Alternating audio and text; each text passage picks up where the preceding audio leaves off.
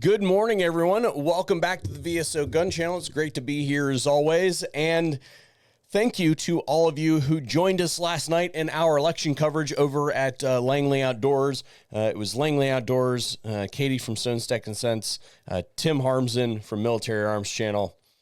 And we had a fantastic night. There was a lot of number crunching on my part last night. And I will say that I was the first person in the political commentary space to call Georgia. Thank you very much. Almost 4 hours before any of the mainstream networks did it, and it did it with power of math. That's what we call one of those objective realities. Quick update from what's going on for those of you who are actually working today. The count is currently at 277. And we are expected to add to that with Michigan looking definitively, Nevada definitively, and Alaska definitively. However, on top of that, I think that we also need to look at the other things that are currently in the balance. The Republicans picked up control of the Senate with a 52 count currently, and it looks like to me, again, I ran some really quick numbers. It looks like, to me, we will pick up 2 more seats. The House of Representatives. All eyes are going to be on the House of Representatives, and it looks like, to me, the Republicans will keep the House of Representatives. And that is huge, because when it comes to broad policy, a president can have all the plans in the world, but if he doesn't have the consent of Congress, then he's basically up creek without a paddle. This looks like we might have a consolidated government, and we have had opportunities like this before, and they have been squandered. And I want to talk about what we do now after we hear a quick word from today's sponsor. A lot of houses just have like a rudimentary first aid kit that's not good for like serious injuries. And even if you don't know how to use things like chest seals and tourniquets and stuff like that, having those supplies on site when somebody who does know how to use those things, like particularly when we're talking about incidents like this where people are being rescued from disaster areas, having those supplies there and not having to have them take up the supplies of the emergency personnel that are going to have limited resources when they get there is a very, very important concept, and one of those responsibilities that, in my opinion, we should all take. So Medical Gear Outfitters is my go-to place for that sort of stuff. I know the people who own the company and do the stuff on the ground, putting the stuff in the boxes, and they even have one now that is in a Pelican case, which straight up existed before the hurricane hit. Just going to make that very clear. They're ready to go out the door for anybody who wants to have that little extra level of preparedness, specifically when it comes to medical equipment. So special thanks to Medical Gear Outfitters for making today's video possible, and they offer you guys a discount code. You can find that information listed in all of our relevant places.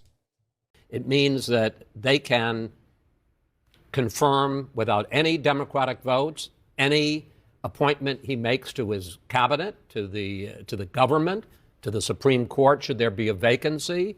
It's an enormous advantage to a president. And at this point, we haven't talked about it much, but in the House, although that hasn't been decided yet, the Republicans have flipped 3 Democratic seats.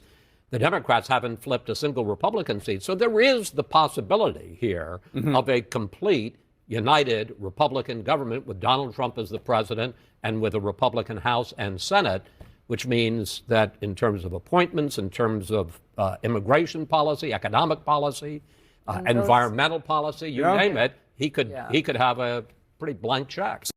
Number one item of business. What do we do now?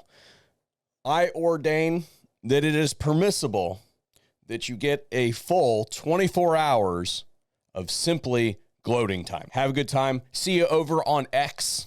Love it over there. Absolutely hilarious, because it is going to begin to melt down. And if you would like to follow some of those seething puddles that are coming, then make sure that you subscribe up to the VSO Gun Channel and check those notification settings, make sure that they're set and they didn't get jacked around by the machine. The Republicans have a habit of squandering leads like this, assets like this, where they control all houses of government.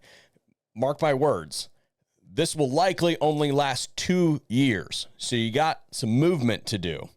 And that means that it is imperative that you do not go to sleep. Because when our side, quote unquote, big air quotes, gets into power, people feel secure. They go back to their jobs. They go back to their day-to-day life. They don't really pay attention, and it is exceptionally important that you stay switched on. I have watched my countrymen for the last couple years just absolutely hammer their government on every social media platform possible. And I want to speak about that for a second, because there was a moment last night where we were live streaming where you could feel the whole world go like this and look at their device and figure out what was going to, the amount of refreshes on all of the sites that were carrying the progress, you could feel it, because you could watch the internet literally just lurch with the amount of activity on it. That is amazing to me, because nobody's paying attention to MSDNC, the Communist News Network, or any of those things. Nobody's paying attention to that crap anymore. Everybody is deriving their own information, and it is amazing to see. Going forward, particularly on the Second Amendment stuff for a second, I have been very critical of Donald Trump in the past and his activities during his previous administration when it came to the Second Amendment. So we as Second Amendment advocates have really two jobs to do when it comes to this upcoming administration. One is to be a check against that administration to make sure that they're going in the right direction. Now, I'm willing to cut the man a little bit of slack, because he did admit on national television that that was really the National Rifle Association that gave him some bad advice. And I'm willing to buy that. I mean, because let's be real, that sounds exactly like what those shitbirds would do, right? Especially now that his vice president is J.D. Vance, who I voted for expressly because he said, yeah, we should probably just abolish the ATF.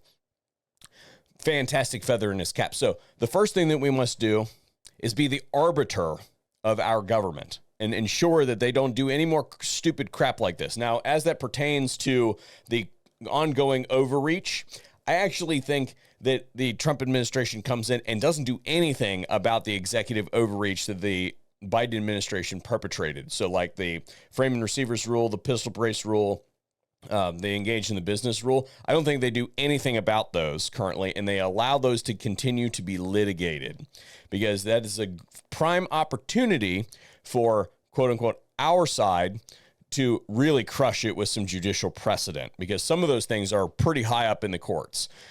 If they go the wrong way, well, then he just goes in and rescinds them with an executive order. We'll see how that shakes out. He's got some people with him right now that are very pro Second Amendment. The founders of the country put, the freedom of speech there is because they came from countries where if you spoke your mind, you would get shot or imprisoned. That's why the First Amendment exists. And the Second Amendment is there to stop the tyranny of government.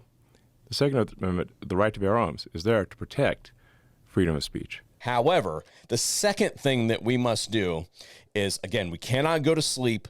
We must absolutely push, because it is not out of the realm of possibility that we could gain ground on something like suppressors off of the registry, short barrel rifles off of the registry, things like that, national reciprocity.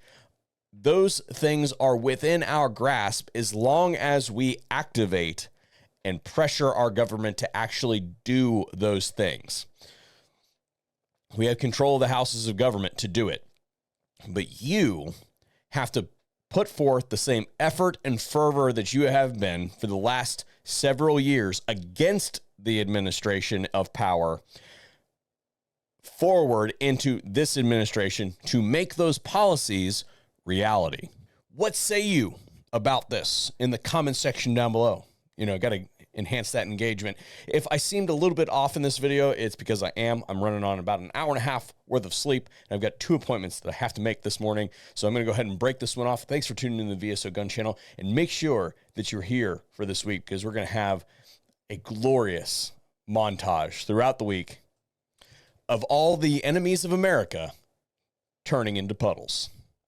Oh, for the record, my countrymen here in the state of Ohio, good job, people. We finally got Sherrod Brown out of there. I've been voting against this dude for decades now, and finally, his political career ends.